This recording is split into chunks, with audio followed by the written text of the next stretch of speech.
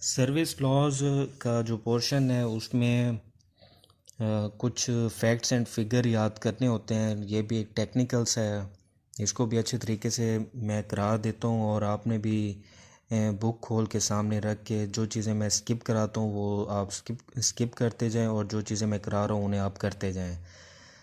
एक पेंसिल अपने पास रखें और मैं स्टार्ट करता हूँ। Appointment of civil servant. Explain the modes of appointment of civil servant.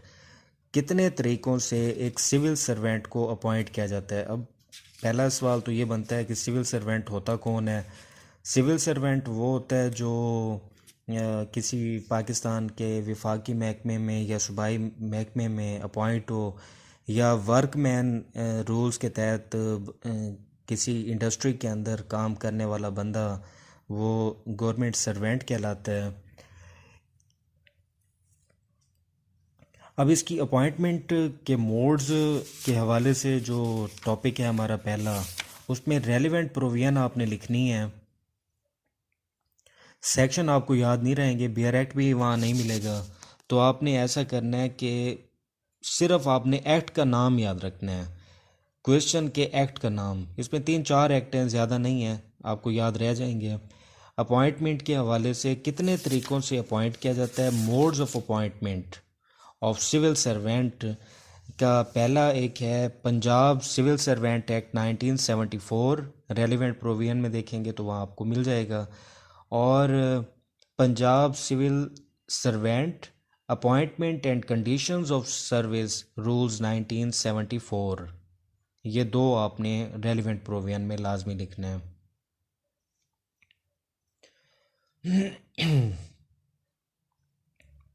Kinds of appointment. Following are the kinds of appointment. Ad hoc, initial. Ad hoc होता है आर्जी तौर पर रखे गए। इनिशियल इब्तदाई तौर पर, यानी वो पहले कहीं मुलाजमत नहीं करते थे, पहली अपॉइंटमेंट है तो ये इनिशियल कहलाएगी। फिर टेम्परेरी, कुछ अरसे के लिए रखते हैं आर्जी तौर पर। फिर प्रोबेशन होता है कि टेस्टिंग के लिए रखते हैं, अगर मौजू साबित होते हैं तो फिर उन्हें रख लिया जाता है, वरना उन्हें जवाब दे दिया जाता है। फिर ऑफिशिएटिंग, अगर ऑफिस खाली है उसे आर्जी तौर पे फिल करना है तो उसके लिए acting charge basis, senior officer नहीं है तो जूनियर को एक्टिंग के तौर पे लगा दिया जाता है। करंट चार्ज बेसिस, ये भी एक आर्जी अपॉइंटमेंट होती है जो कि उस सूरत में होती है कि ऑफिसर का मातहत जो है वो मोस्ट सीनियर जो होता है वो फिर अपॉइंट किया जाता है। परमानेंट अपॉइंटमेंट नाम से ज़ाहिर है कि ये मुस्तकिल तैनाती होती है। Modes of appointment. Appointment by initial recruitment, appointment bye promotion और ट्रांसफ़र। दो ही तरीके होते हैं, या तो पहली दफ़ा एडवर्टाइजमेंट आती है अखबार में और फिर उसे देख के हम अप्लाई कर देते हैं, टेस्ट होता है, फिर उसके बाद इंटरव्यू होता है। इस तरह की जो अपॉइंटमेंट होती है इसे कहते हैं अपॉइंटमेंट बाय इनिशियल रिक्रूटमेंट।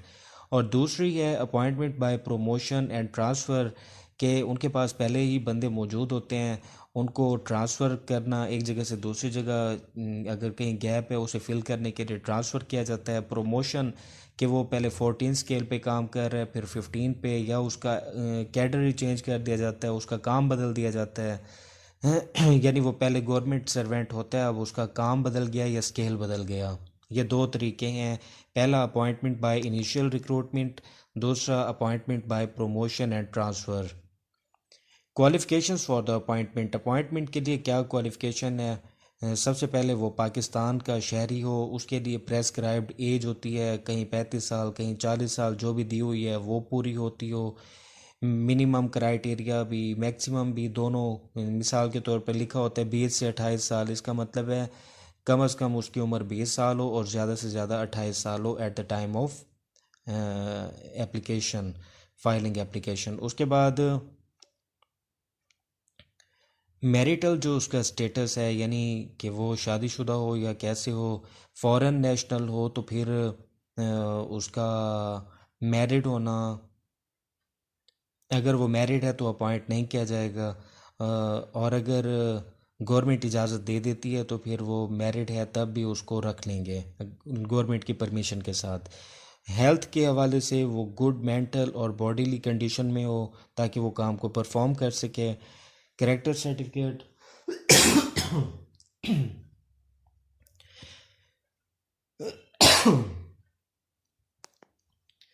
आखिरी डिग्री उसने जहाँ से हासिल की है, अपनी एकेडमिक डिग्री, वहाँ के प्रिंसिपल से वो एक सर्टिफिकेट लेके आएगा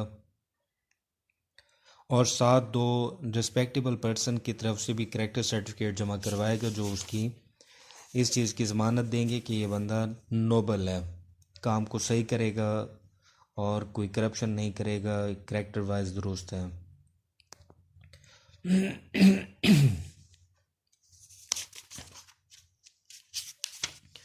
सूबे के अंदर तमाम अपॉइंटमेंट गवर्नर की तरफ से होती हैं, ये गवर्नर के बिहाफ पे होती हैं या कम्पिटेंट अथॉरिटीज़ को ये काम ज़िम्मे लगाया जाता है।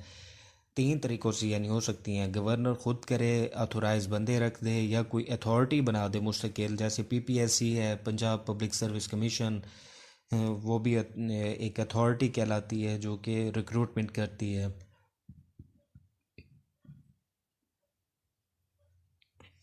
Appointment by initial recruitment.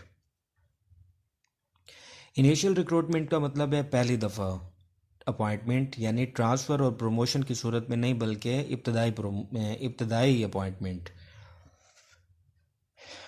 इसके लिए ज़रूरी है कि उसको पहले प्रोबेशन पे रखा जाएगा। प्रोबेशन का मतलब होता है आर्जी तौर पर टेस्ट किया जाएगा उसे, अगर वो दुरुस्त निकला तो उसे रख लिया जाएगा, वरना जवाब दे दिया जाएगा।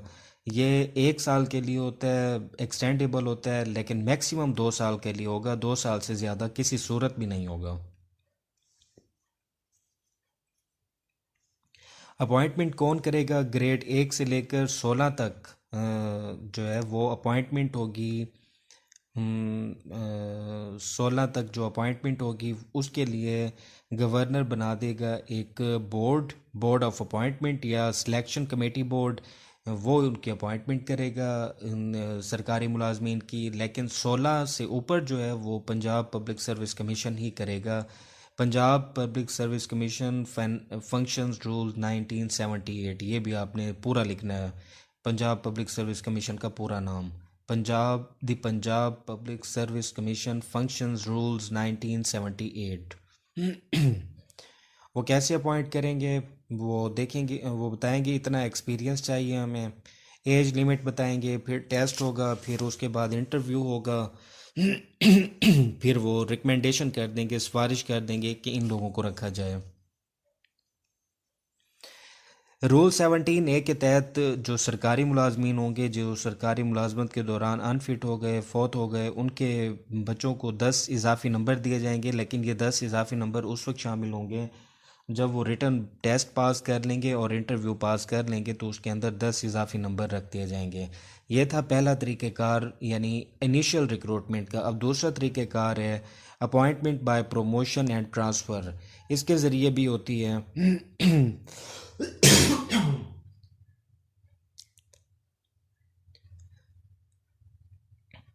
meaning of promotion: the appointment of member of service of class of service in a category or a grade to higher category or a grade of such service or class।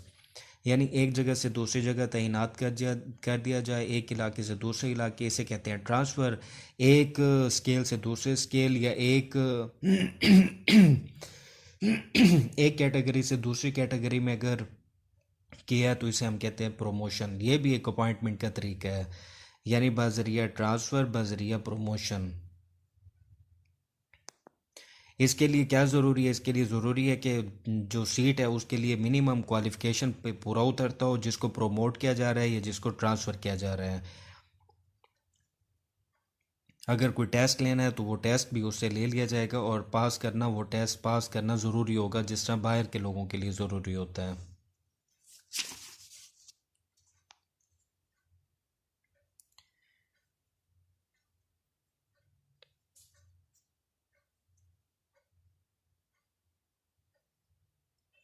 हाँ जी, बस इसको यहाँ तक करना है, और पीरियड ऑफ प्रोबेशन जो है वो 2 साल से किसी सूरत भी ज़्यादा नहीं होगा।